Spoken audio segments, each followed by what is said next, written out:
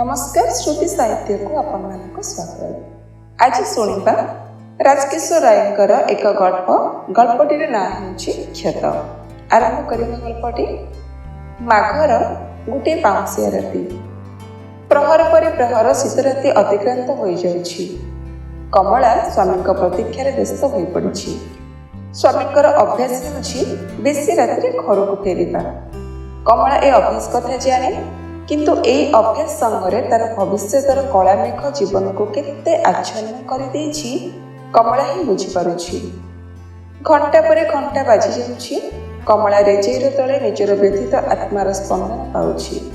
स्वामीकर अप्रिय न हेउ, तार भाग्य जीवन शेष सुद्धा स्वामी सेवा थाउ, कमला देवतांक ठारे अळी करे। आज भी से भावना। कमलार शोइबा घर पाखकू टेली लुहा चेन बंधा होइछि। संभवतः कमला निजर चिंतार भोर होई कुकुरटार अस्तित्व को भूली जाइछि। टेलीर चित्कार हठात निस्तब्धता भंग करिछि। कमला चमकी पड़ी पुणी अवश्य होई पड़िला।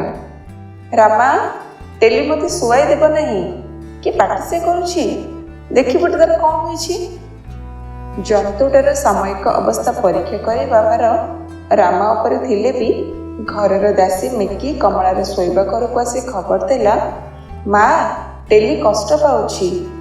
3 थर मातृत्वर आस्वाद पाई सुधा जो कमला आज निसंतान से ठीक बुझीछि टेलीर कष्ट कौन। छाती फटे कमलार अंतर दीर्घश्वास क्षुद्र प्रकोष्ठर शून्यता संगे मिशी क्रमे बहिर्जगतर महाशून्य संगे मिलाई गला। कमलार मने अछि से तो बेसी दूर कथा नहीं कि लाल चमचम कि नरम ओठ तले पड़ी कि नहीं, नुआ अतिथिर पीड़न कमला पाशुरी पकाई कि नहीं, से पचारिथिला नर्स पुओ न झियो, झियो नहीं पुओ। कमला 2 नेत्रु 2 थर आनंदाश्रु बोही पड़िला। कि संपत्ति आज से न पाई। 8 मास बेले स्वामी धमक दे कहथिले परमेश्वर अपमान और लज्जा निवारण करिसेंती। कमलार अवसुटी घरे शीत रातिर शिशिर कण बाजुଥାଏ, किंतु कमलार भावना दुर्लक्ष्य। से भाविब टेली ताको भाविबाको बहुत किछि कहूछि। तार से चित्कार कमलार विफल मातृत्व को सजग करुछि, किंतु टेलीर पुओ बंचिब तो। कमला तार प्रथम अतिथिर आगमन रे एकता भावी नथिला। से कि भावी पारे से जे माँ। घनांधकार जेपरि गोटे मूर्ति धरिला, से मूर्ति क्रमे बड़ होला। ए कौन समुदाय प्रकोष्ठटाକୁ से व्यापी रही। कमला विश्वास कर पारला नहीं। टेली आउ थरे आर्तनाद कला। एथर तार चित्कार बड़ करुण।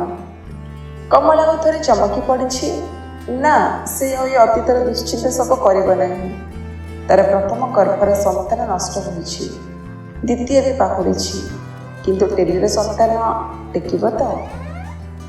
माँ टेलीपाटी रे तमें शोई पारु ना, कबाट बंद कर देबी कि।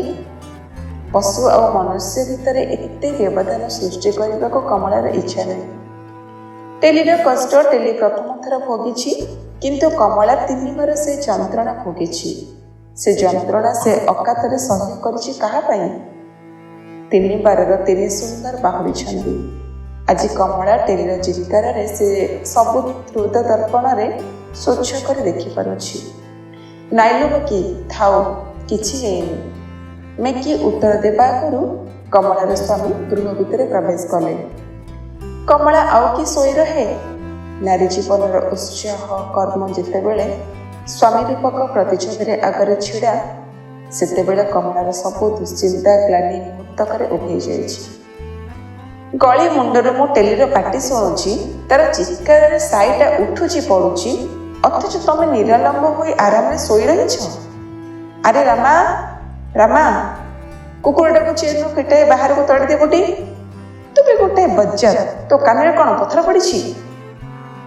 आज टेली उपरे स्वामीकर राग, काली चाकर उपरे प्रहार, परदिन पूजरी उपरे काली। ए सब कमलार देहकाशा हो जाइछि।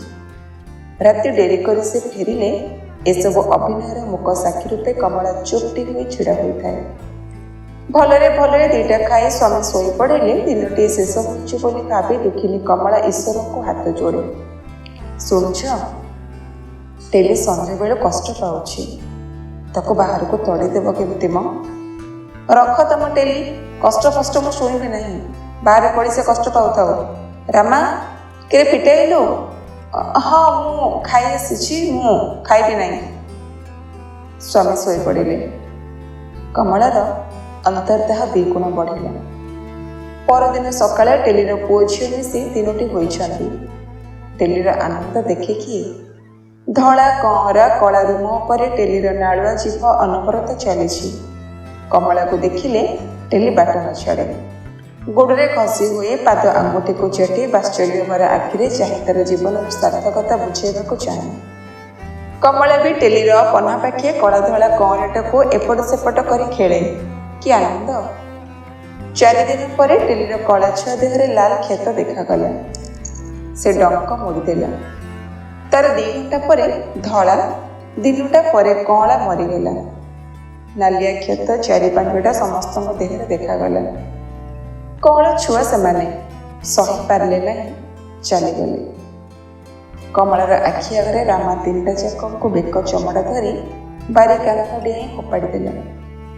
ତାଙ୍କ ଉପରେ ଶାଗୁଣା ଚକି ମାରିଲେ। କମଳା ଆଖିରେ 2 ଟୋପା ଲୁହ ମେକି ଦେଖିଲା। ସ୍ୱାମୀ ଯାହା ବୁଝି ନ ପାରିଛନ୍ତି, ମିକି ତାହା ବୁଝିପାରିଛି। ଦିନ କଟିଗଲା। କମଳାର ଥରେ ଥରେ ଟେଲିର କଥା ମନେ ପଡ଼େ। କମଳା ଆଉ ଟେଲି ଭିତରେ ପ୍ରଭେଦ ନାହିଁ। ଏକାଥରକ କଷ୍ଟରେ ତାର କଳା ଧଳା ଚାଲିଗଲେ। ଆଉ 3 ଥର 3 ଦିନ ଧରି ଘୋର କଷ୍ଟରେ କମଳାର ବି 3 ରତ୍ନ ଚାଲି ଯାଇଛନ୍ତି। କମଳାର ସଂସାରରେ ଆଜି ଯେଉଁ ଅନ୍ଧକାର ଘେରି ରହିଥିଲା, ତା ସଫା ହୋଇଯାଇଛି। ସେ ବି ଆଜି ପାଇଛି ତାର 4ର୍ଥ ଅତିଥି ପୁଅଟିଏ। କମଳାର ମନରେ ଭୟ ହୁଏ, ପୁଣି ହୁଏ ନାହିଁ। 3ଟି ଯାକଙ୍କୁ ଯେଉଁପରି ହରାଇଛି, ଏ କ'ଣ ତାହା ହିଁ ହେବ? ତାର ହୃଦକମ୍ପ ହୁଏ। ପୁଅ ହେବାର 8 ଦିନ ସକାଳୁ ସକାଳୁ କମଳା ଉଠି ପଡ଼ିଛି। ହାତ ବୁଲେଇ ଦେଖି ନେଇଛି ତାର ନିଶ୍ୱାସ ଯାଉଛି କି ନାହିଁ। ନା, ସବୁ ଠିକ୍ ଅଛି। ତେବେ ଏ କ'ଣ? କମଳାର ଛାତିରେ ଝଡ଼ ବହିଲା। ନା, କିଛି ନୁହେଁ, ସମ୍ଭବ ମଶା କାମୁଡ଼ା। ଦିନକ ପରେ ମଶା କାମୁଡ଼ା ଜାଗାଟି ଲାଲ ଚାହା ଚାହା ଦେଖାଗଲା। ମୁଣ୍ଡି ଛିଡ଼ି ଯାଇଛି, କିଛି ନୁହେଁ। ସ୍ୱାମୀଙ୍କ କଥାରେ କମଳା ଚନ୍ଦନ ଘୋରି ମାରି ଦେଇଛି। ପୁଣି ଦିନକ ପରେ ସେହିଭଳି 4-5ଟି ଜାଗା ନାଲିଆ ଦେଖାଗଲା।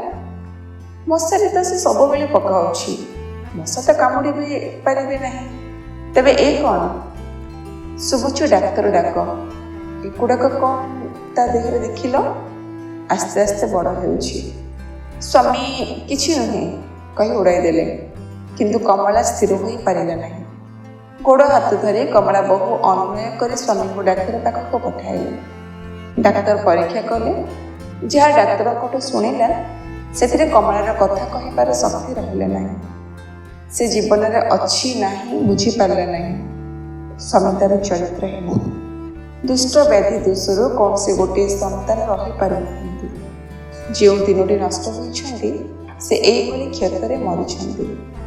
ଏଇଟିର ବି ଶେଷ ସମୟ ଆସି ପହଞ୍ଚିଗଲାଣି। କମଳା ସେହି ଦିନଠାରୁ ସ୍ୱାମୀଙ୍କୁ କରଜୋଡ଼ ଦେଇ ଚଳିବାକୁ ଲାଗିଲା।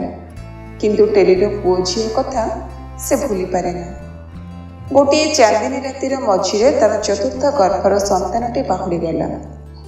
କମଳା ମୁହଁକୁ ଚାହିଁ ଟେଲି ଚିତ୍କାର କରୁଛି। ଆଉ କମଳାର ସ୍ୱାମୀ ଟେଲିକୁ ସେଥିରେ ବି ବାହାରକୁ ତଡ଼ି ଦେଇଛନ୍ତି।